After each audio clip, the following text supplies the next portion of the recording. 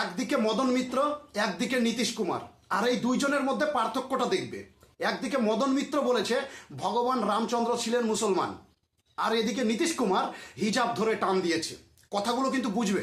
আর আমাদের পশ্চিমবাংলার জনগণ, রাস্তায় নেমে গেছে। কেন নীতিশ কুমার হিজাব ধরে টান দিয়েছে, কিন্তু আমাদের পশ্চিমবাংলার জনগণ মদন মিত্রের কথা দেখছে না, যে মদন মিত্র কি বলেছে।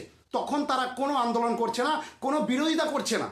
কিন্তু বিহারের নীতিশ কুমার কি করলো সেটা নিয়ে পশ্চিমবাংলার জনগণ রাস্তায় নেমে গেছে, আন্দোলন শুরু করে দিয়েছে। কেন নীতিশ কুমার এটা করলো, একটা ধর্মে কেন আঘাত করলো।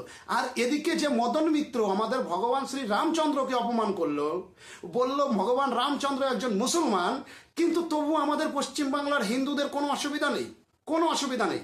নীতিশ কুমার কেন হিজাবটা ধরে টান দিয়েছে, একটাই কারণ, ভাই নীতিশ কুমার একটা সার্টিফিকেট দিচ্ছে, একটা মেয়েকে তার সার্টিফিকেট দিচ্ছে, আর সেই মেয়েটার আইডেন্টিটি চেক করবে না সে, এই মেয়েটাই সেই মেয়েটা কিনা সেটা কি সে চেক করতে পারে না?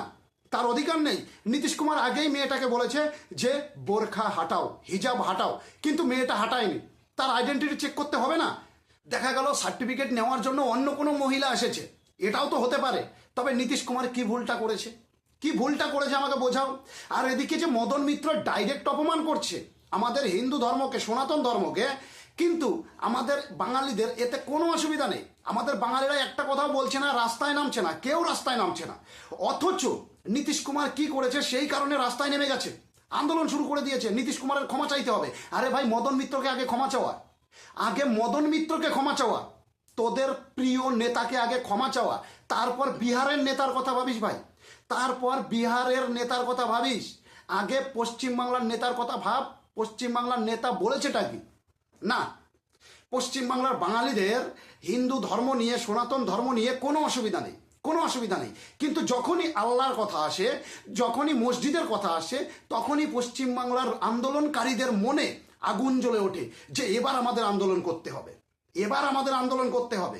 বাংলা পক্ষ, জয় বাংলা পক্ষ সবাই এক হয়ে আন্দোলন শুরু করে দেবে।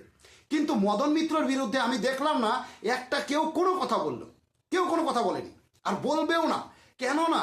তারা হিন্দু না, দোগলা হিন্দু, দোগলা হিন্দু, আমি বলছি দোগলা হিন্দু ডাইরেক্ট। আর দোগলা হিন্দু যদি না হতো তাহলে যেইভাবে নীতিশ কুমারের পেছনে লেগেছে ঠিক সেইভাবে মদন মিত্রর পেছনেও লাগতো। কিন্তু মদন মিত্রর পেছনে কেউ লাগেনি, চিরঞ্জিতের পেছনে কেউ লাগেনি, শতাব্দী রায়ের পিছনে কেউ লাগেনি, সায়নী ঘোষের পেছনে কেউ লাগেনি, নচিকেতার পেছনে কেউ লাগেনি। তো যখনই নীতিশ কুমার হিজাব ধরে টান দিল তখন নীতিশ কুমারের পেছনে লেগে গেল।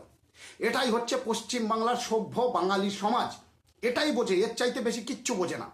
ঠিক আছে, যে ভাই আমাদের সনাতন ধর্মকে তোমরা যত অপমান করছো করো, আমরা কিচ্ছু বলবো না, কিন্তু আল্লাহকে নিয়ে কোনো কথা বলতে পারবে না, মসজিদ নিয়ে কোনো কথা বলতে পারবে না, হিজাব নিয়ে কোনো কথা বলতে পারবে না। ক্লিয়ার কথা। সনাতন ধর্মকে যা বলার ইচ্ছা বলতে পারো, কেউ তোমাদের পশ্চিমবাংলার মাটিতে কিচ্ছু বলবে না, পশ্চিমবাংলার মাটিতে কোনো আন্দোলন হবে না।